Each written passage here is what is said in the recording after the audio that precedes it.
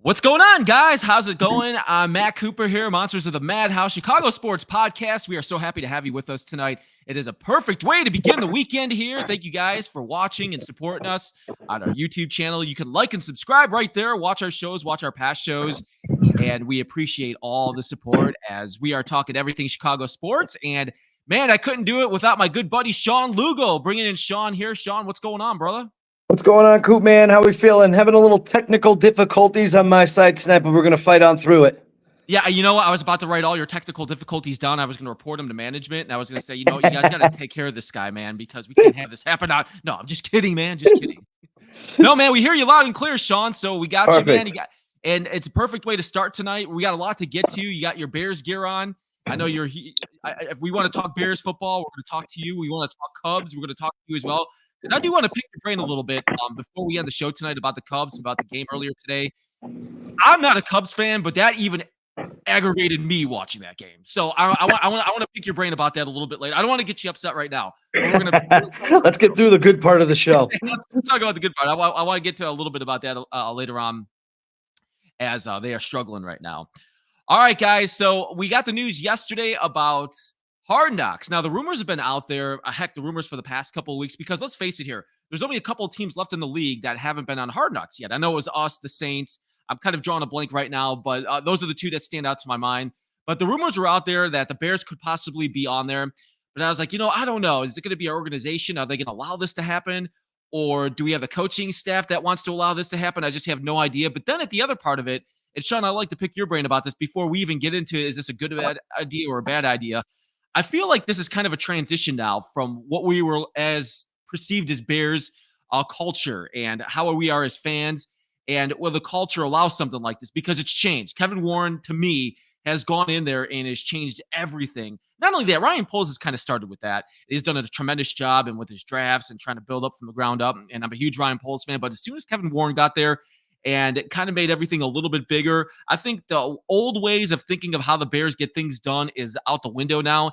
And we're kind of into the new era of the NFL with the Chicago Bears. And I think that's how we landed Hard Knocks. Yeah, I agree. They're changing the culture here, and this is part of the culture change. I know that some of them I heard were still pretty much against it, but I think it was our time, and they want to showcase, I guess, what's going on here. Me personally, as a fan, I'm not a fan of it at all. And we can get into that in just a little bit, but I'm not the biggest fan. I understand why, and I get it, but I have reasons I don't like it as well. So, I can't wait to talk to you about that, because I'm both, and I'll just kind of give you guys a little bit. I'll just kind of give you a little bit of my mind. I'm kind of in the middle. I don't love Hard Knocks, but I don't hate Hard Knocks either. But I think it's evolved over the last 10 years. I think it's gone into a different direction, and we're going to break all that down here on tonight's show as we talk about Hard Knocks, the HBO special. Is it good or is it bad? Thank you guys for the chats. PT57. What up, PT57? Yeah, what's up, dude? Good to see you on tonight. Also want to say hello to Joe. He says it seems like a distraction for teams. That's part of the thing that we're going to get into that I think Sean's got. I want us to bring up a couple of his points, because I think you're kind of onto something there too, Joe. Also, PT again, PT57. We're going to be on Hard Knocks, but I think George didn't want to get caught in riding his scooter around. I don't know what that means. What the heck are you talking about? No, I'm just kidding, man. But by the way, guys, like I said earlier, you can like and subscribe on our YouTube channel, and you'll have that notification every time we go on, or you guys watch some of our past shows. Also, want to thank our friends at Bridges Scoreboard, Northwest Indiana Chicago Sports Headquarters, the Hall of Fame menu, the coldest beer in Chicagoland. You can check them out at bridgesscoreboard.com, and that's kind of where our first segment, that's what leads into our first segment tonight, Sean, about Hard Knocks, good, bad, or indifferent. So the kind of the history of Hard Knocks, let's talk about that first before we get into the Bears, because I think it's come a long way. When Hard Knocks first started off, it was kind of like that reality TV era in general, because that was like over 10 years ago. Reality TV kind of got big in the mid-2000s, like 2005, 2006, and it just exploded with everything you could possibly think of. And then sports started to get more involved, and I think that's what HBO was trying to do. But at the first part of the Hard Knocks, when you went back and watched some of those Jets ones with Rex Ryan, which I thought were always very entertaining, it was kind of more to me about the on-field stuff, about what was going on the field, how the practices are shaped up. This is what goes to an NFL team. And here we are all these years later. I think it's transitioned a little bit more from that part of it to more of the storylines. It's like a wrestling. If you're, Yeah. for you wrestling fans out there, you'd probably understand this more than anybody. I feel like they're trying to go after storylines right now. And what storylines can we pick up? Which team has the best storylines? And if you want to talk about a team that's going to have some storylines this year, boy, You it got starts it. with the Chicago Bears, man. When you're taking a number one overall pick quarterback that has got all these expectations of being great. And that's kind of in a nutshell what I think of Hard Knocks. Do you kind of see it that way too, Sean? Yeah, I do actually. And I guess that's fine. You know, kind of looking at the lens, it will be cool to kind of get an inside look at the Bears just a little bit, see what's going on in there.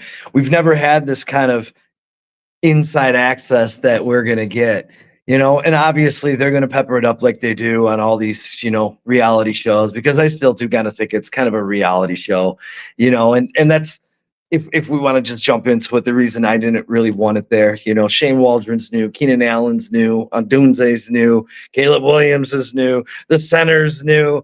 Like, I just want to focus on the mission at hand, and the mission at hand is being an efficient offense that's run really well, something we haven't had.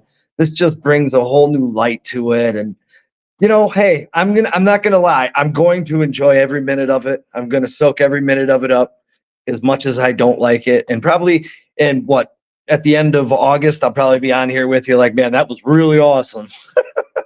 Yeah, isn't it funny how it changes like that too? Because when something compels you very much to go and watch it, you said that about any show, any type of series. There's series that my girlfriend will put on, and I'm like, man, I don't want to watch this. And then here I am, 3 episodes in the Housewives, and I'm like, oh God, why am I watching this right now?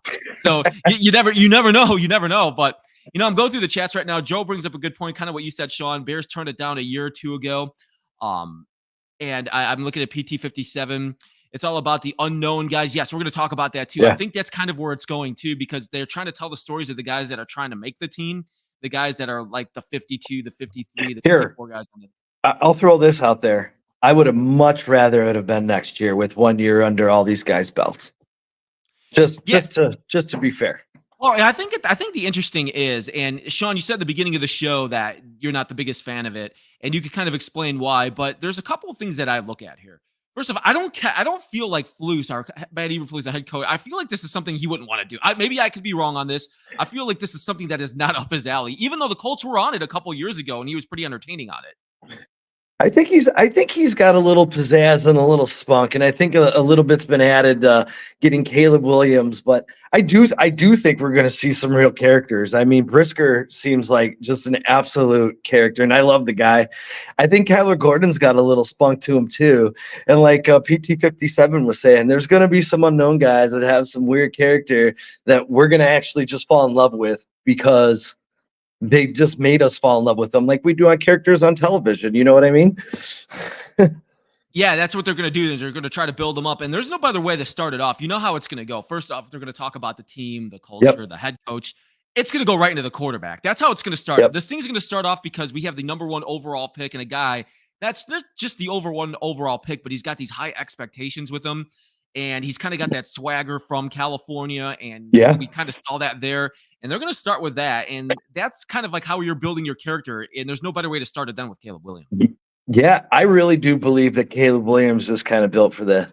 I mean, he's eccentric, he's flamboyant. He seems to like the camera. I mean, he's been getting out around town ever since he's been here. I mean, doing great things. I'm not saying it's a bad thing at all, but he seems to enjoy this part of it. He's kind of seems like he's got that superstar chip on his shoulder a little bit. And I think this will be right up his alley, but I just hope that the focus just stays on, week 1 against Tennessee and not playing to these cameras and all this. That's just, the thing that I don't like about it. But hopefully the professionalism will stay in there. They'll focus on the mission at hand. He's got the world on his shoulders right now. So we'll see. We'll see. I'm very anxiously anticipating this. I will say that. PT57, Torrey Taylor is going to be a fan favorite. Yeah, that was the other guy I was thinking of too. Our brand new punter. And oh yeah. I want to get into what you were saying in the beginning part though, Sean. You said you do not like it. And if you could explain a little bit, then I'm going to kind of give my opinions, because I think with Hard Knocks, I think for all of us NFL fans, you think the overall sense is that many of us like watching this and like watching what's behind the scenes. Yeah. But at the same time, I feel like and I'm going to give you a perfect example. When I watched the Raiders won a couple of years ago, John Gruden was the head coach, and I thought it was cool to watch and see what it was like behind the scenes. And that was remember that was the year when Antonio Brown wasn't coming, or they were trying to get Yeah. him in. And I'm just like, you know what? This is a little too much drama for me. I'm like, I felt like I was watching more about drama, and actually maybe not like Antonio Brown even more when I was watching it. So no, it was like it was. I kind of started getting that feeling to like what you said, and like I talked about how I was building characters. But what are some of the reasons why this is something you're not anticipating that you want to watch? Like I said, for me, I think next year would have been the perfect time for the Bears to do something like this. I don't like all the newness that's around here. I I just want the mission to stay focused on learning this offense. It's a complicated offense at that. A lot of different schemes, a lot of different things that are going to be happening here. And I feel like when you're on these shows, the players know it. They play towards the camera. They play to this. They do that. I mean, they do it even when they're mic'd up. They know they're mic'd up. They'll give it a little extra bit on the sidelines or whatever. I just I personally don't like the distraction. I do like Hard Knocks. I do like the show in itself.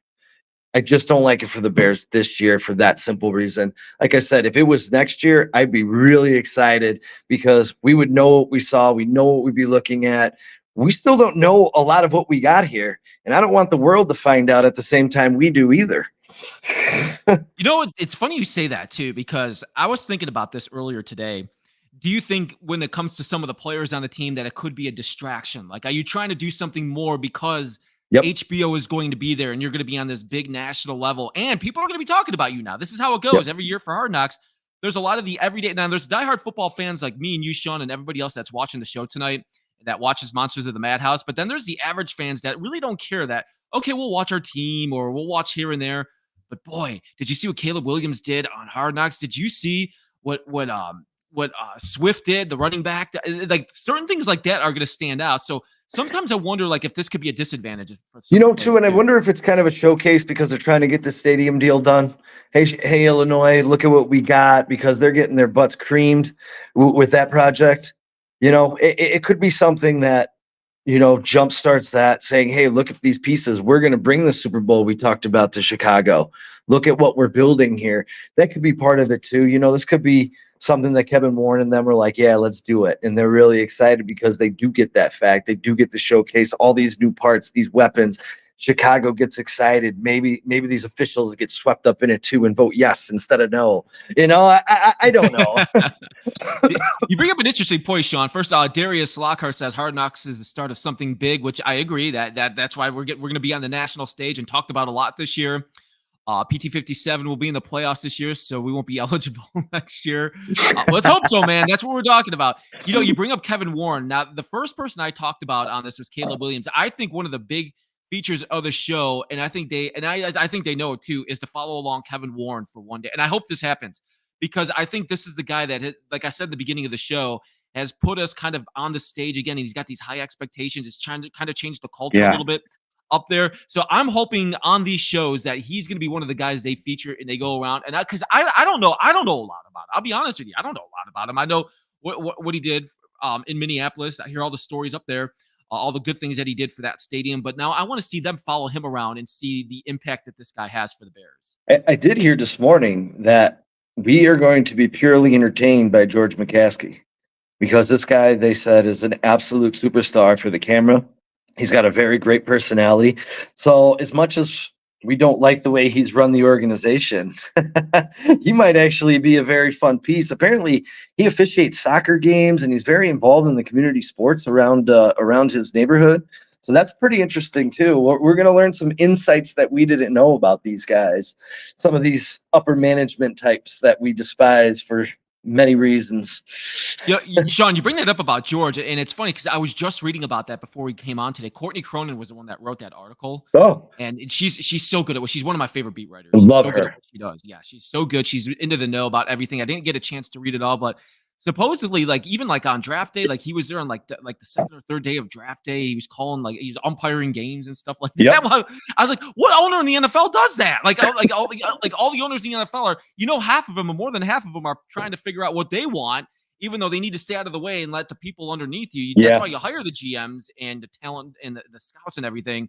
But and this guy's doing something for the community, which is really cool to hear about that. So I think these are type of people that you want to see on Hard Knocks, like George McCaskey, like Kevin Warren, like the higher ups, and get kind of an insight of what their everyday operations are. And I think that's what I'm excited about, maybe a little bit even more than on the field. Yeah, me too. I am a little excited. I'm not going to lie. As much as I'm saying I don't like it, it is the Chicago Bears. It is an inside access look to inside Hallis Hall, what's going on in training camp. So that's going to be cool. I just hope it doesn't turn into something that ruins the season that we're all expecting. You know, Yeah, a we could get a rookie 5-win quarterback season, with what was that? like a 5-win season. Yeah, because we didn't get, the parts, or we didn't get the time because we were focused on the cameras, and hopefully it doesn't turn into that way. I'm sure there's something in the NFL that relegates that to some point, but they still want to be showmen, and I do think Caleb is perfect for this. I do. He looks like a showman. He's a very confident quarterback. He wears it on his sleeve. You see it. He does have $1 million smile. Yes, So he does. I think he's built. I think he is built for this, and we'll see. Hopefully, it doesn't detract from his ultimate goal. He does seem like a very determined, smart kid. So I think we'll have to wait and see. I am a little excited. The more we're talking about it, see what you're doing to me, Coop. You're getting me excited now. Dude, that's what I do, man. I change people's lives, man. That's why I come on the show twice a week. And that's what I was doing to you tonight, Sean. Pretty soon at the end of the show, you're gonna be a White Sox fan instead of a Cubs fan. All right, man. Let's not go that far. I can't make a big impact like that. Hey, thank you all for watching tonight. Monsters of the Madhouse, Chicago Sports Podcast. We are on YouTube. You can like and subscribe. Follow us along. Check out some of our shows. We have shows all the time. Heck, pretty much daily shows here on our feed. So make sure you do that, like it, because those notifications, man, they're going to pop up right there on your phone, and then you can watch it or do what I do when I go to the gym each morning and get caught up on everything. That's the beauty about it. We also want to thank River Street Tavern, located at 102 River Street in East Dundee. Open Tuesdays through Sunday. I know Wednesday night's burger night. There's karaoke on Thursday nights. It's a very cool place. Delicious food. They're going to have the games on for you. You can go watch the Cubs play the Reds this weekend. You can watch the Brewers play the White Sox this weekend. They got it all for you. So check them out. That is River Street Tavern. Hanging out with my buddy Sean Lugo tonight. We're talking the Bears. We're talking HBO special about Hard Knocks, good or bad. We're kind of breaking it down a little bit about the good and what could possibly be the good. And that I was talking a little bit about the higher ups, a lot about Caleb Williams. I think what's intriguing about these shows too, I think my favorite part about Hard Knocks, there's a lot of negatives, but I think my favorite part is when they talk about the certain players that are trying to make the team. The players that aren't necessarily talked about a lot. It's players that are either on the bubble that maybe have been on the team for the last couple of years, maybe some of the draft picks, undrafted rookies that come into camp, because a lot of camps open up with so many more players and then they got to trim it down.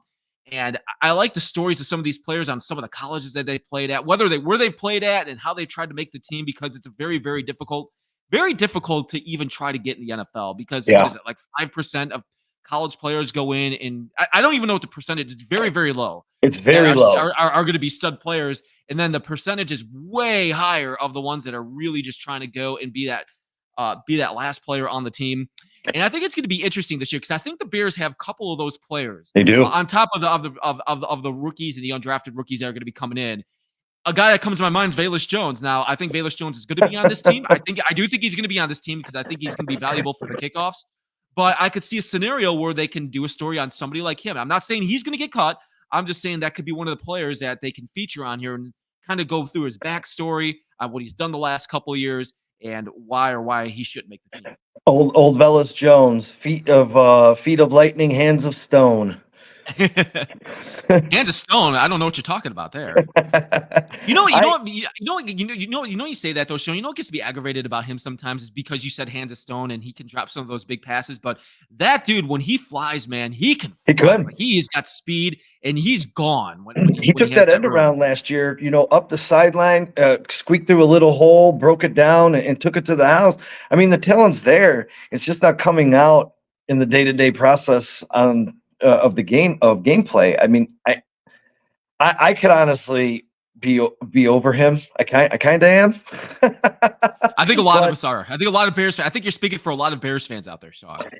I'm gonna be interested in one guy in particular, and I hope they pay a little attention to him, because I kind of want to light shine on Roshan Johnson and this undrafted tackle from Illinois, Keith Randolph. Mm-hmm. I think those are two guys that, hey, rookie last year for Rojo coming in, high expectations, said he would have been a number one pick if he wasn't behind Bijan Robinson. I like the little glimpses we saw of him last year. Obviously, we didn't see enough. I hope we get they focus on some of these other guys that aren't the DeAndre Swifts, the DJ Moores, some of those guys. I mean, I'm excited to see a little bit about Khalil Herbert. I'm really excited to get a little bit behind the scenes of this Ian Wheeler that we signed. His Mm-hmm. tape and his numbers, he seems very, very exciting, like a new Tariq Cohen who just signed with the Jets, but kind of like a new Tariq Cohen type. And on the defensive side, I'd like to focus a little bit on rookie Austin Booker from Rock Chalk Jayhawk. So these are some of the stories I hope we get to see here coming into Hard Knocks, because I don't need to see about. I know all about Keenan Allen. I know about DJ Moore. I want to see some of these other guys that we don't know so much about. Cliff Victoria says Bears players can now handle Hard Knocks. Unless there's an anti-Bears agenda, HK will have the Bears looking good while getting big views. PT57, he goes, he's agreed with Cliff. Because back of the house is in order. PT57 also says last chance for Herbert, which I think you might be onto something there too, because this could be it. Yeah, he could be another player that could be on the bubble. Cliff also says that Ian Wheeler was accepted into Howard University medical program. Kid is smart, man. I did not know that. Wow. That's pretty cool. That's something I just learned tonight. So it's pretty cool. That's what I'm saying. So Cliff brings up a good example there. That's something that I just learned for the first time, and that's the kind of stories you're going to get when it comes to Hard Knocks. They're going to be talking about these type of players, about where they came from, especially some of these players that are like the mid to later round draft picks that had to really study. It's not saying that the first round picks and stuff didn't really study in school, but I'm just saying that these are the guys that really had to push. I think PT57 touched on it earlier with the kicker, the punter, Troy Taylor. I think he's going to bring a little bit something to this program too. He seems like a really fun guy. You know why they're going to feature, I've seen. And you know why they're going to feature him too, because it's not very often where a punter or a kicker gets drafted, and in the fourth round, he got drafted in the fourth. This isn't like a 6th or 7th round pick. He got drafted in the 4th round. You don't see that very often at all. I was mowing the lawn earlier today, and I had my ears in. I was listening to Grody at about 2:00, and he goes, "I'm not supposed to be saying this, but Taylor just kicked one to the moon." He goes, "Guys, this ball's never coming down." I'm like, "This is great." He goes, "My credentials are gonna be suspended." But that was pretty cool. I am kind of excited. I mean, just listening to his interviews, he seems like an interesting guy, and so there is good part. I think we lost Sean. I think Sean was getting so excited about our punter that he got too jazzed up. And Sean, are you back? I'm back. Oh, yep, there you are. Yeah, you cut out there for a second. I was saying I think you got too excited about our punter, man. You got away there for a second. Oh, I think we're having some issues here with Sean. We'll get Sean back on here in a second, guys. He's having a little bit of issues back at home, but it's pretty funny though. As I'm going through the chats right. We got Chicago Sports Podcast in the house. We got Tracks. What's going on, man? Thanks for everybody watching tonight. And we're talking about Hard Knocks. Is it good or is it bad? Our HBO special Hard Knocks, which has been on forever. We've been kind of breaking down the good and the bad about it. The different stories of some of the players. We were just going over like the 5th, 6th, 7th round players, some of the undrafted free agent players that are going to be coming in, and they're going to be having stories and different types of stories and backgrounds when it comes to that. But also at the same time, is this something that gets overblown a little bit? I think we got Sean back on. We're going to get him back on here in a minute. And he is magically going to appear. Cliff says, so Sean is saying a good-looking guy with a linebacker build who speaks with an Australian accent will do well in Chicago. Yeah, well, at least with the ladies. Am I back? Yeah, you're back, man. Hey! We're still talking about the punter. No, perfect. Yeah, and Cliff said he's going to do fine with the ladies in Chicago with that accent. Oh, hell yeah. So I think he will. Listen, man. Any of these players that are coming to Chicago, man. Any of these young players coming to Chicago, I think are going to do. Any single players. Let me put it that way. Any of these single players that are coming into Chicago, I think are going to do very well with the ladies. I don't think they're going to have a problem, Sean. I think we should be good to go. Yeah, yeah. So we got Sean back on, guys. Thank you all for watching tonight's Chicago Sports Podcast, Monsters of the Madhouse. You guys can like and subscribe on our YouTube channel, and you can tell your friends about it. You can tell your family. Heck, it happened to me earlier today. One of my friends from Chicago, a guy I actually met in Louisville, he said, I just came across Chicago Sports Podcast on YouTube. He took a screenshot and he sent it to me. He's like, man, is that you? And I'm like, yeah, that's me. And I was like, I told you about it a couple months ago. So that's what I'm saying. So man, so yeah, he knows that he spreaded the word around to everybody, and that's awesome, guys. So thank you so much for your support. You guys could also get the action with mega fun of a lifetime, world's #1 fantasy sports app, Underdog Fantasy. Get 5 picks right and mega bank your money by 20 times. You can enter today at underdogfantasy.com as they are proud sponsors here of the Chicago Sports Podcast. A couple more minutes here on Hard Knocks, good or bad. So it's going to go into the preseason games. And I got to wonder sometimes, too. We're talking about some of the higher ups with the Bears. We're talking about Kevin Warren. We're talking about McCaskey and the head coach. But what about some of these assistant coaches? But you're going to see on here. I'm not talking about even the offensive coordinator, Shane Waldron, who I think is going to be a star on here. But obviously, he's going to get a lot of TV time because of Caleb Williams and running the offense and stuff like that. Yeah. But what about some of these other coaches that maybe you don't see in the spotlight very often? I'm talking about the wide receivers coach, the running backs coach, the defensive line coach. Do you think sometimes, Sean, that these guys get more excited about it because maybe people don't know very much about them? They're going to be in the fame a little bit more. Or are they kind of like those coaches that are like, no, we're here to do our job. We're trying to get to the next level in our coaching. And this is kind of the start as a defensive line coach or linebackers coach. We don't want all the spotlight on us. I think man, that's a really good question, because some of these guys are really private and they're not head coaches, and they like to stay off, and you don't see a lot of interviews with them. But it'll be interesting, I think, from our perspective, to see how some of these running back coaches, wide receiver coaches, how they are during practice, how they're getting after these guys, especially during games, the little nuances that they say or do after certain plays are done during preseason games, guys that we don't normally see during the year. So yeah, I think that part is kind of cool. The running backs coach, linebackers coach, these guys that you just mentioned that we don't get to see how they react. What are there? Because we're going to see a lot of Eric Washington. We're going to see a lot of Shane Waldron. These are the front and center guys. So I think for 6 weeks, I think it'll be great to see these guys interact with the team, give us a little perspective on who our coaches are for Bears fans themselves.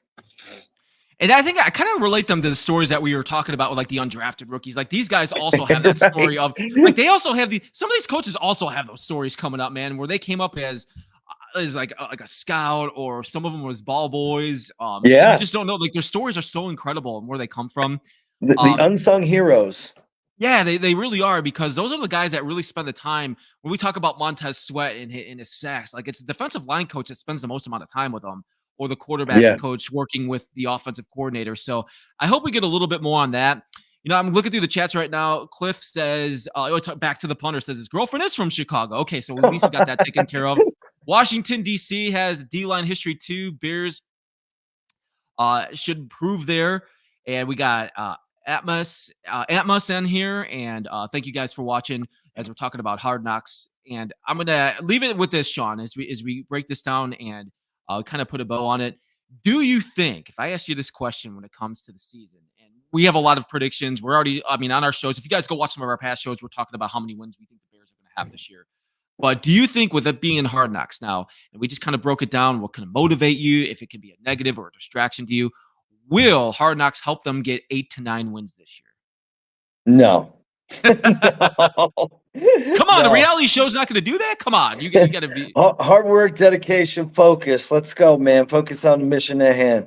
The interesting thing about this for Eberflus is he's going to be on Hard Knocks, so he'll be a little bit under the microscope, because I think you guys talked about it, and I was chiming in a little bit on Wednesday. I mean, his job's on the line here.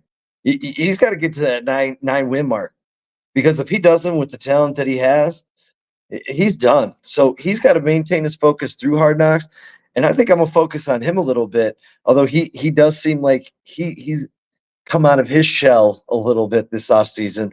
But I think that was Caleb Williams cracking that egg for him a little bit. We did talk about that with the coordinators on Wednesday, Yeah. and I was trying to see. I was trying to break it down a little bit.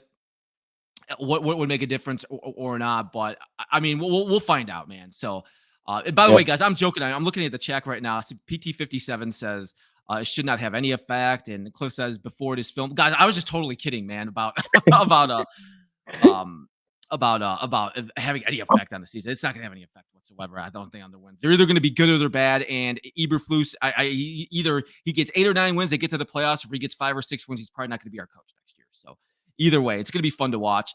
Thank you guys. It's been so much fun watching you guys in the chats. We got a few more minutes here. Monsters of the Madhouse on the Chicago Sports Podcast. Thank you all so much for watching tonight. Friends, hey, we're getting ready here for summertime, and you need some reliable transportation and affordable transportation. That's Budget Cars. And you can get rolling with them right now. Call them at 219-874-5180 or visit budgetcarsofmc.com. Sean, with you on tonight, I know you pretty well now, as I've done many shows with you. I know you're a huge Cubs fan. And it's interesting to see the start of the season so far of what the Cubs are. They're a couple of games under 500. Caught me off guard. I did not see this coming at all. I really didn't think I would see them where they're at. Heck, I saw earlier that they have the same amount of losses as the Pirates right now. Depending what the Pirates do tonight, they got the same amount of losses as the Pirates. And I think what's really aggravating with this right now is the game I watched earlier today. I didn't get to watch all of it. I was at work, but I caught a lot of bits and pieces with it. The Reds are having a really bad start to the year. They're last place right now. They haven't been playing very well. They played a little bit better lately, but they just lost to the Cardinals a couple of games. But the Cubs should have absolutely won that game earlier. But the reason why they lost is because they made a lot of mistakes. And it's mistakes like that where bad teams, that's what makes you a really good team to an average team to a couple of teams. Yep. You're muted, Matt. You're muted. You muted yourself. Yep. Sorry, guys. I unplugged my head. I was going to get talking about the Cubs. All right. Well, what I'm trying to get at. They made mistakes on the base pads. They've been picked off. I saw from Jesse Rogers earlier today, 27. They're 27 times, which leads Major League. I was going to say they're the worst. They're the worst in the league. Their batting averages are near the bottom. Their bullpen ERA is near the bottom. That is not a winning recipe for a very good team. And I know it's only the end of May right now. We start June tomorrow, and that could all change. But you don't want to find yourself in this type of hole, and you got to start coming around a little bit, because if not, this is some bad trends that can continue for the future here, and it's not going to look good for them. I will tell you this. We are entering June. The Cubs are about to play some really bad baseball teams. And I sat down earlier. You got 3 against Cincinnati. No offense, 2 against the White Sox. 3 against Cincinnati again. 3 against Tampa, 3 against St. Louis, 3 against the Giants, 3 against the Mets, 4 against San Francisco, and then you wind up the month with Milwaukee. So let's just put it this way.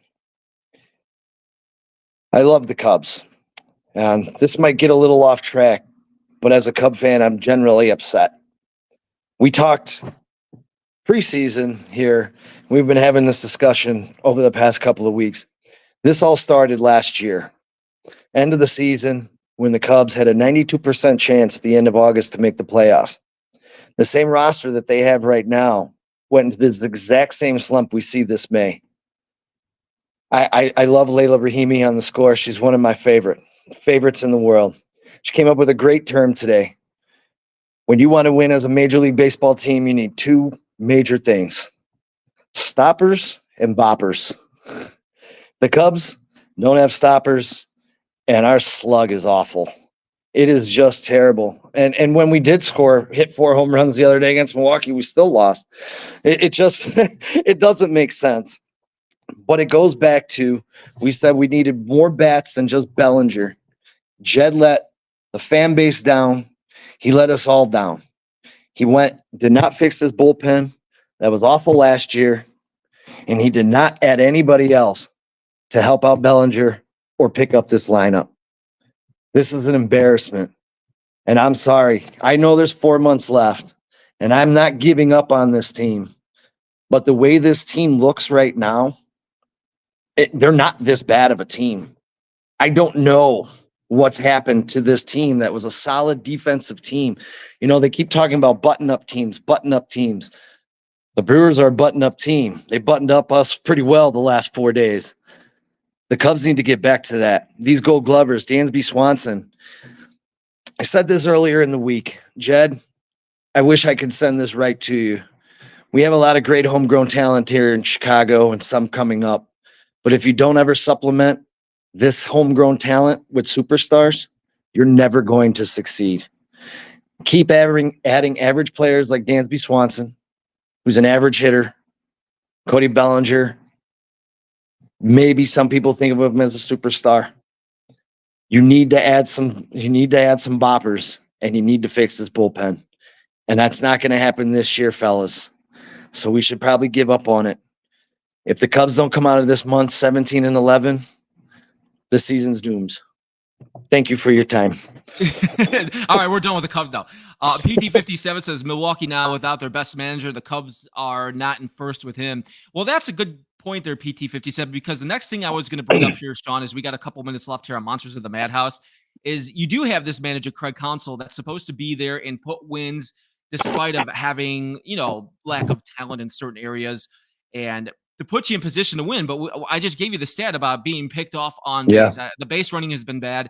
The defense hasn't been great. And there's certain areas around this team that I'm really surprised to see.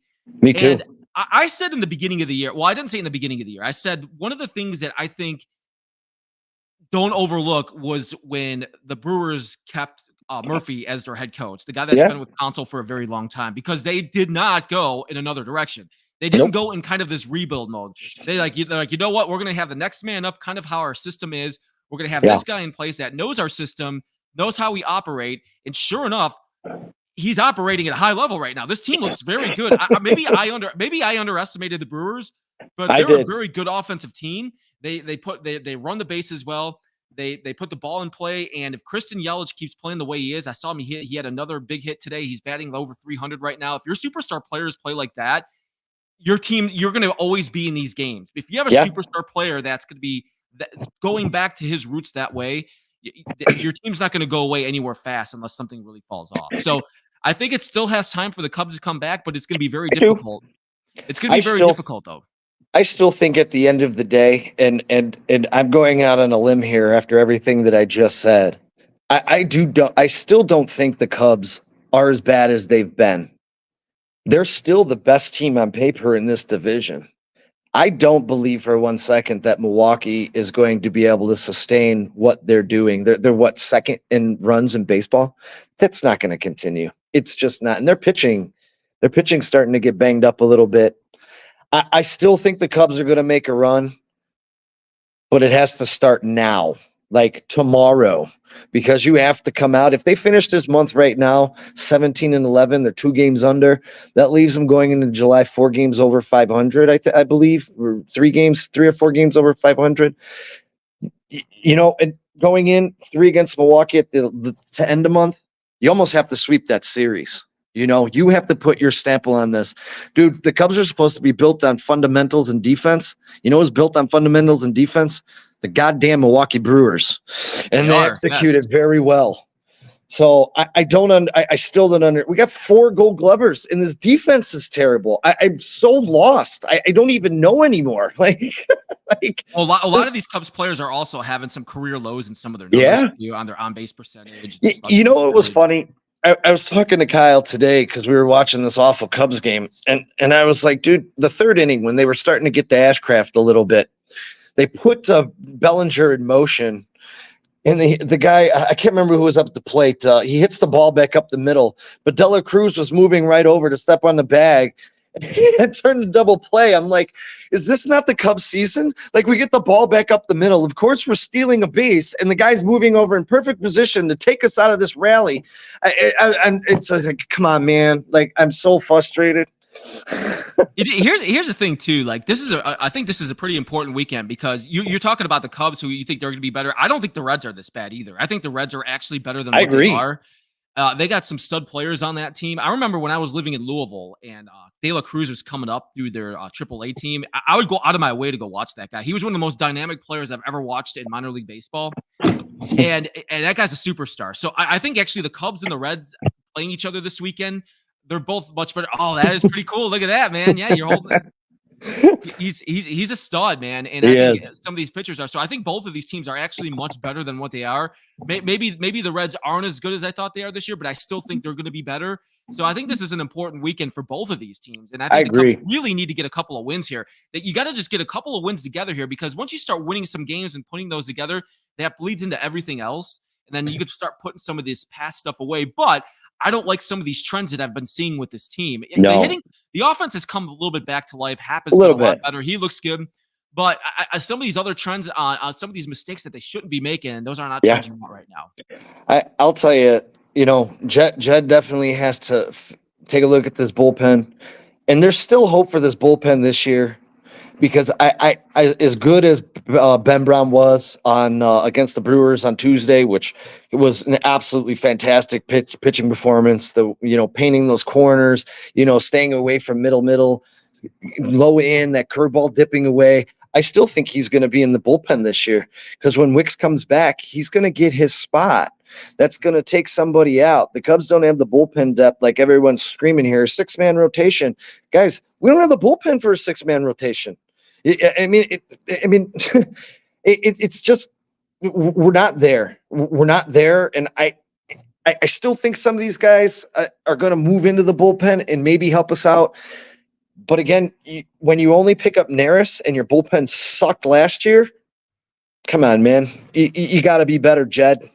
This is on Jed. I hope everyone can realize that. This is on Jed. He's also an under 500 general manager for the Cubs. Someone needs to be held responsible. And did you have any confidence that Drew Smiley went in today that he was going to get that job done? I was like, I started getting a little nervous. I did, though, because he's actually been pretty solid for us. But he left that ball hanging, and that dude was like, see ya. Pitch hitter. I think that's the story of the year for the Cubs bullpen in general. You'll have some guys that get on some streaks that look pretty well, and then all of a sudden something happens, like happened with Miller the other night. Yeah, he was pitching well since he got traded there. I just feel like that's how the bullpen has been the entire year. It's kind of been like when the bad goes good, the good goes bad. That's the way it's been. It's insane. Like I can't wrap my head around it. And Jason or PT57 brought up a good point there. Talkman's our best player. And Cubs fans, that's a major problem. He shouldn't be our best player. He should not be your best player. He has had a really good year. I still think there's some, I think to what you said as we wrap things up here on Monsters of the Madhouse, I think some of these guys will start coming around a little bit. You see it already with Happ. You saw Suzuki had that big hit today and the base running blunder at the end. But I mean, I still think the offense is going to be there. But at the same time, maybe we overvalued some of these players. Maybe we just did. Maybe this is who they are. Maybe they're just an average team. But we're going to find out. Coming into the year, I had the Cubs at 88 wins, and they just fell a little bit. I think they're on pace for 81 right now, so they're 7 below the mark. I never thought they were a 90-win team or anything better than that because never thought they did enough in the offseason to become better than that. And, Showed best player PT57 says, and I think the problem for the Cubs right now is the National League is stacked, man. Like there's a lot of good teams in the National League. I mean, the Central is going to be the Central. The Cardinals are playing a lot better. I said the Reds are going to be, I think the Reds are still going to be better, and the Brewers look like a good team. But when you look at the National League between the Phillies and the Braves and Dodgers and Padres, like there's some powerhouse teams. Like it's going to be tough. All of a sudden, the Cardinals played the Cubs, and all of a sudden, they got right. Dude, I saw them a month ago playing the White Sox, and I thought they looked horrible. I'm like, this team sucks. And it just changed, man. They look like a totally different team now. So maybe the Cubs are the get-right team this year. I don't know. Yeah, right? If everybody seems to start getting some wins. Thank you all so much for watching tonight, Monsters of the Madhouse. Also want to thank Serendipity Ice Cream Parlor, and you can check that out. It's summertime. It's pretty much here. It's going to start getting really warm outside. You know what it is. It's on a Tuesday or Wednesday night. You want to get some ice cream, freshen up, and you can check them out. Serendipity Ice Cream, 120 North Griffith Boulevard, Griffith, Indiana. One of our awesome sponsors here at Monsters of the Madhouse. Thank you all in the chat tonight. We appreciate all your comments. Thank you guys for watching. You guys can like and subscribe. Follow us along on our YouTube page because we've had a whole bunch of shows here, especially this week. If you missed any, you can get caught up on those. And we got some more shows coming up. You guys keep in contact here on our YouTube channel and our Facebook page too. Chicago Sports Podcast. Yeah, Chicago Sports Podcast. We keep you updated every day with everything going on in Chicago sports. Our guy Cleet, who is not with us tonight, he'll be back next week. Cleet, we miss you, man, but Cleet does an excellent job with his articles that he puts up also during the week talking about Chicago sports. So you don't want to miss those because he's one of the best writers that I've ever come across. He does a fantastic job. Yeah, he's incredible. So follow him along. Before we get out of here, we got to give a little props since everyone bashed Caleb in those 7-on-7s. Was he 13 of 15 today? He had a great day today. Yes. Led a scoring drive. Here, I'll say this: the whole secondary was out, but he did thread that needle to Adunze to right over Tyreek Stevenson with that soft touch. I mean, I don't know if we ever saw that out of Justin Fields, but that looked really pretty. And if that's what he's throwing this season, boy, I'm excited even more. That's our mandatory camp start, I believe, next week, man. So next week. Will be there. Yeah, man. So it'll be exciting to see when everybody's there, and we'll get all the starters in place. I can't wait for that, man. It's going to be a lot of fun to watch. And hopefully by the time we talk next week too, Sean, the Cubs are going to be a lot better than they are right now. So I'll keep my fingers crossed for you. We got to play you guys that. We got to play you guys Tuesday and Wednesday. We got the White Sox on deck. And you're missing Garrett Crochet. So the only thing that I can say that you guys are going to miss on the bench that's going to benefit you is you don't have to face. You know what? We have we lately have had the tendency to make every pitcher look like a Cy Young Award winner. So. I don't know if it's going to matter who you throw. We'll probably, score 2 runs, give up 3, lose 3-2, get swept by the Sox. Well, as a White Sox fan, I can tell you, I always get stoked for Cubs White Sox. I've got no excitement this year. The only thing I hope that happens is what I've seen tonight, like Eric Fetty, Garrett Crochet, these guys that might be getting traded. I hope they do very well so we can get a good return. That's what I'm trying for. Is Luis Robert? He's not back. He's supposed to be back next week. So great. That's the rumors right now. That's another guy. He's been brought up in trade rumors. That's another guy that I would like to see get back. What would you think of Luis Robert coming to Chicago's north side? Hey, man, you give us a good return, I don't care. I don't know what you guys would want for that, but it's going to be a lot. It's going to be a lot. Listen, dude, none of these players are untouchable to me, man. So any of these players on the team right now that I think can bring something, I don't care. I don't care if they go to your team. I just want players coming up and being good over the next couple of years. And to touch one more on the Cubs, man. I do really believe in the farm system. I am not an instant gratification guy.